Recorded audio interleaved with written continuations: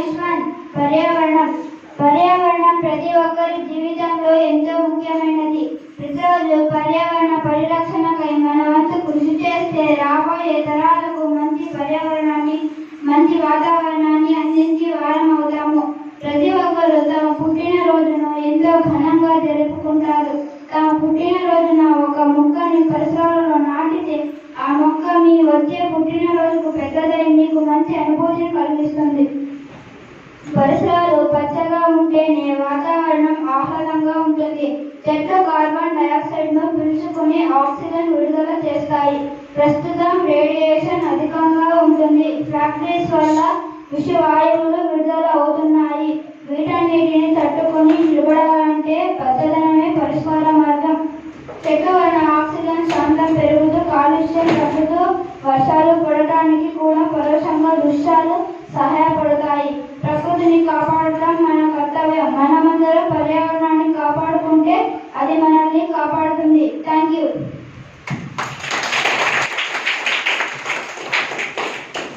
Now I am requesting Chiranjeevi Pranasai give the presentation.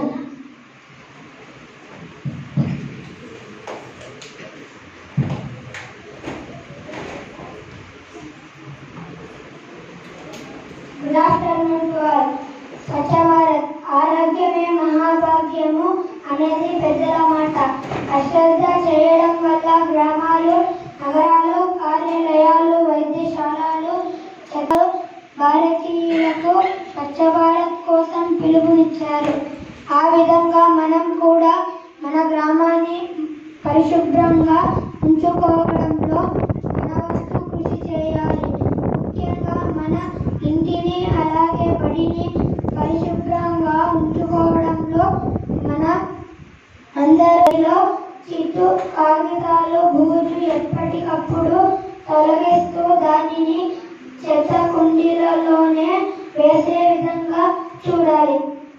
మలమూత్ర విసర్జనలు బహిరంగ ప్రదేశాలలో చేయరాదు. మన బడిని, మన గ్రామాన్ని, మన దేశాన్ని పరిశుభ్రంగా ఉంచే బాధ్యత తీసుకోవాలి.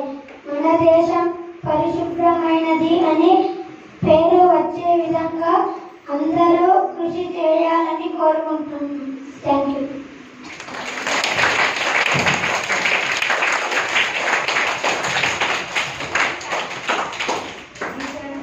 Now I am requesting Chiranjeevi Monika present the presentation. Good afternoon to everybody.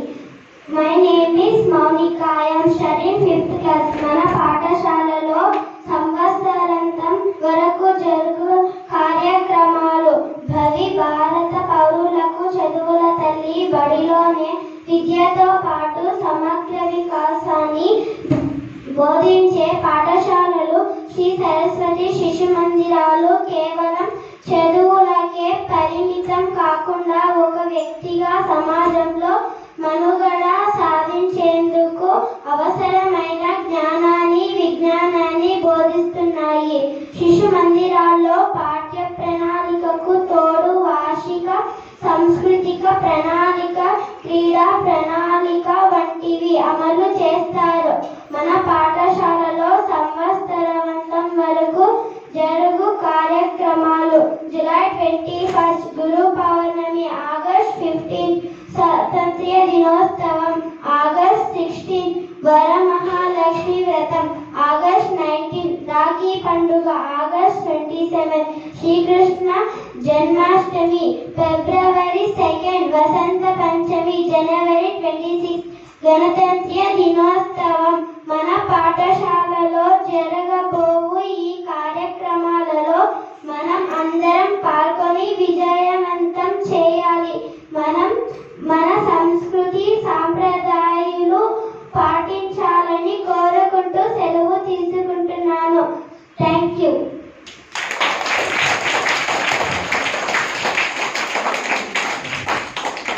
Now I am requesting Sri Anuradha Madam Garu to give valuable message to our students.